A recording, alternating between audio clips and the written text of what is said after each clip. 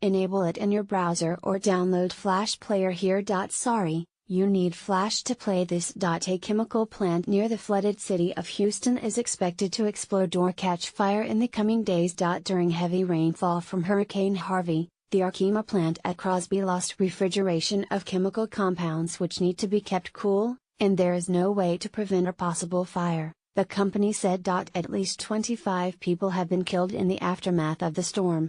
U.S. energy supplies have also been hit, as oil companies shut down pipelines. The U.S. National Weather Service downgraded the former hurricane to a tropical depression but has forecast continuing heavy rainfall over eastern Texas and western Louisiana. The Arkema chemical plant shut down its production on Friday, before the storm made landfall. But 102 centimeters, of rainfall in the area flooded the site and cut off its power, the company said in a statement. Backup generators were also flooded. The facility manufactures organic peroxides, and chemicals stored on site can become dangerous at higher temperatures. Materials could now explode and cause a subsequent and intense fire, CEO Richard Rohr told Reuters news agency.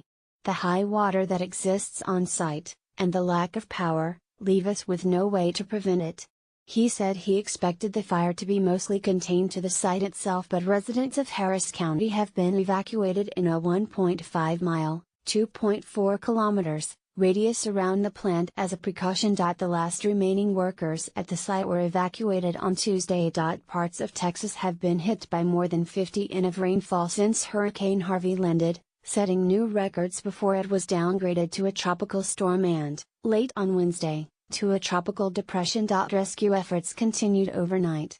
Thousands of people have been rescued from floodwater throughout the state, and more than 32,000 people are still in emergency shelters. Houston, the fourth most populous city in the U.S., was badly hit, and large parts remain underwater. The city is also a key energy hub. The storm and its subsequent flooding has knocked out about a quarter of the country's refining capacity, sending petrol prices to a two-year high. Port Arthur, about 80 miles east of Houston, was also severely flooded. Mayor Derek Freeman, posting on Facebook, said the entire city was underwater, and appealed for anyone who owned a boat to help. In Beaumont, northwest of Port Arthur, rescue teams saved an 18-month-old girl found clinging to her dead mother in the floodwaters. And in Harris County, a family of 6, 2 great-grandparents and 4 children, drowned while trying to flee the floods in a van. On Tuesday, Houston implemented a curfew in a bid to prevent looting of abandoned homes. Port Arthur followed suit Wednesday. An additional 10,000 members of the National Guard were said to be on their way to Texas to join the rescue efforts, adding to the 14,000 already deployed. Harvey was the most powerful hurricane to hit Texas in more than 50 years when it first made landfall at Corpus Christi, 220 miles southwest of Houston, late on Friday. At a press conference Wednesday, Texas Governor Greg Abbott said the state could need more than $125 billion, £97 billion, from the federal government to help its recovery. And he warned the worst is not yet over, as flooding was expected to continue for several days.